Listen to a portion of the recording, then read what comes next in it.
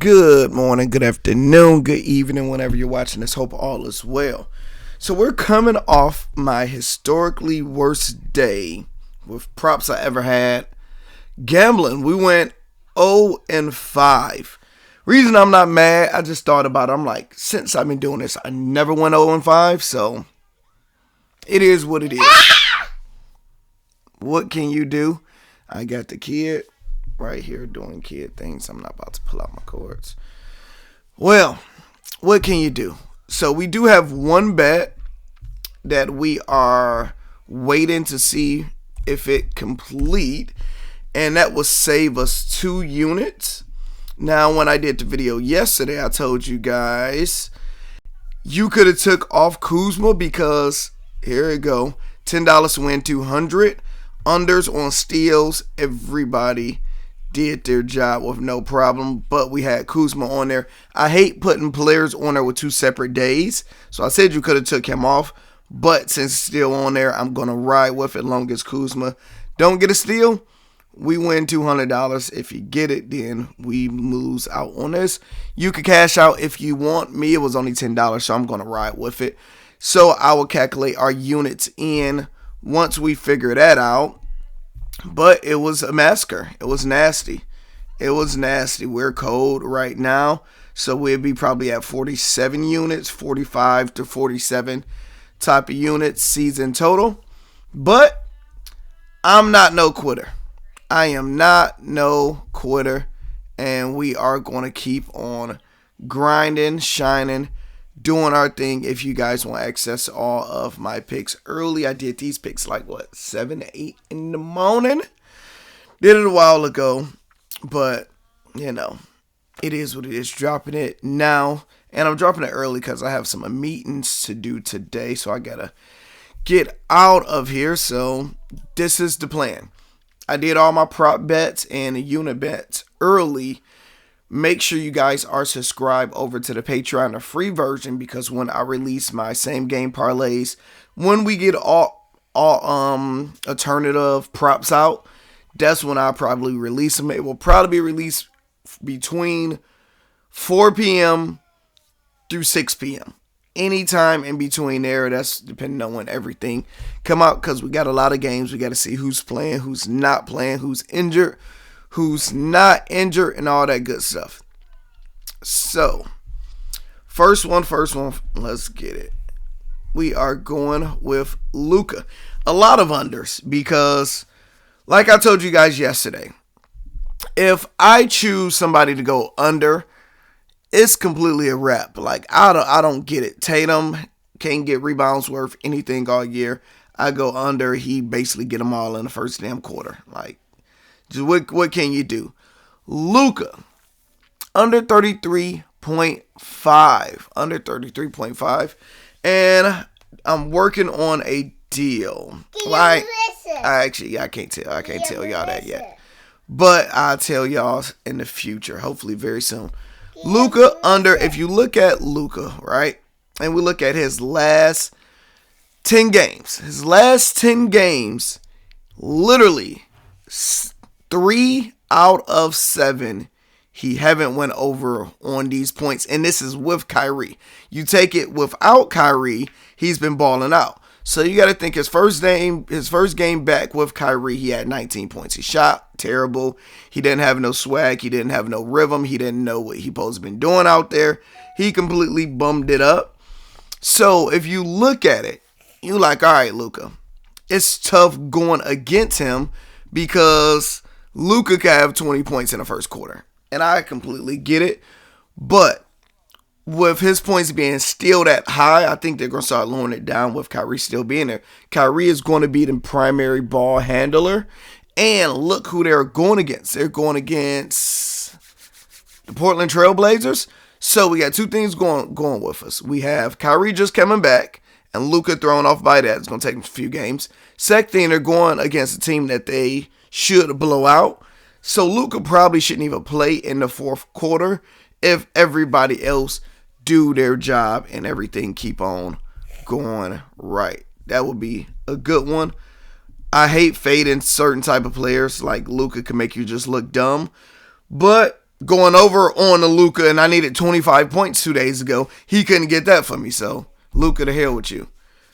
Next, we're going Giannis under 37.5. I'm telling you, this is a lot of points. Even though he's going against the Pacers, we were a firm believer. We was a firm believer of Giannis. We took his over. I think the whole world took his over against the Pacers because his history against the Pacers is crazy. Every single game he's been dominating besides this last game. And if we go and just look at the numbers, it could be a way where Pacers finally figured it out. They done played 4 times already. And you see the first game, I believe he scored, 54? I know he has 54 one of those games. This game he had 64. This game probably 37. And this game he had 30. So he's getting over 30 points a game with him. But if you look at last game, he was efficient. He had a triple-double. And this was 2 days ago. Triple-double, 11 for 20. So he shot over 50%. Didn't hit no threes. Shot over like 80% for free throws. This is a good similar game. We can expect him to have 3 fouls. So I say he will have 28 through 34 points. But I don't see him getting over this. You look at his last 10 games. Sometimes I like to look at last 5. Sometimes I look at the last 10. If we look at the last 5, he haven't went over that at all. Last 10, last one time he went over 38 points was when he had that 60-point game. Now, that's why I raised it right here. Instead of having it at the 36.5, we'd have hit 8 out of the last 10 games. Right here, we at 90%. So we raised it a little bit. You can lower it down more if you want. And let me know if y'all like to see more analysis when it comes down to using Outlier. I tried them out for the last 2 months. Like them. Good information coming with them soon. But it's a good way to help you out when you're looking at stuff instead of doing it the old school way. My way is going to Giannis and literally going to his games, looking at the last 10, doing the averages, and that just saves you a lot of time. So let me know if you guys are interested in me doing more bets and analysis by using Outlier and tools that could help you guys out. This one, I like DeJounte Murray, 15 points.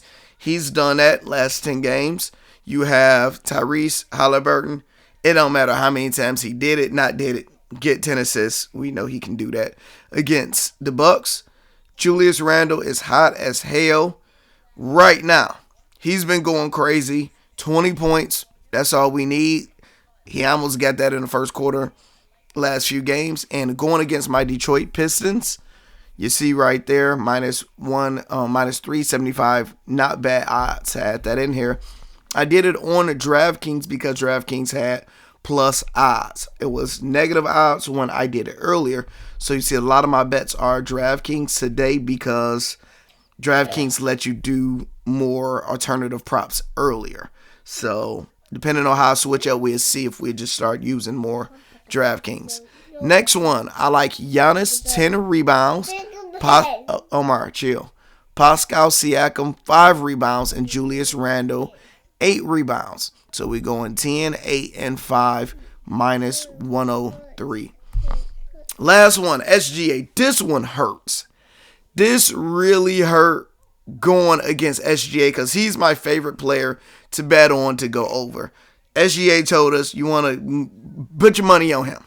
Bet on him because he's going to do it. But he is dealing with a back-to-back. And even though he's younger and back-to-back don't affect him as much, yesterday he played in Boston. That was a tough game because that was a game of the day. He played at home. So he played in Oklahoma at home against Boston, against a tough team. Barely won it. It was a good game. I think that could be a little stressful. But the next day you have to fly out to Atlanta. You have a 7:30 game. I don't know. Atlanta, we have a few things going for us. Atlanta's not a good team. Atlanta 3-19. They're not winning a lot of games. So we got one thing going for us. We can hope for the blowout. But Atlanta really don't get blown out. They usually just lose close. So it's like the Pistons. They don't get blown out. They usually just lose close. Majority of the times, we can hope for some minute restrictions since he's on a back-to-back. But on his last back-to-back, you look at his last 10 games, his last back-to-back was... When was his last back-to-back? I believe he had 36 points on his last one. I can't find it right here. But was it 16, 17? But basically his last back-to-back, I'm looking at it live, he ended up balling out. The problem is, we go back to his last 10 games.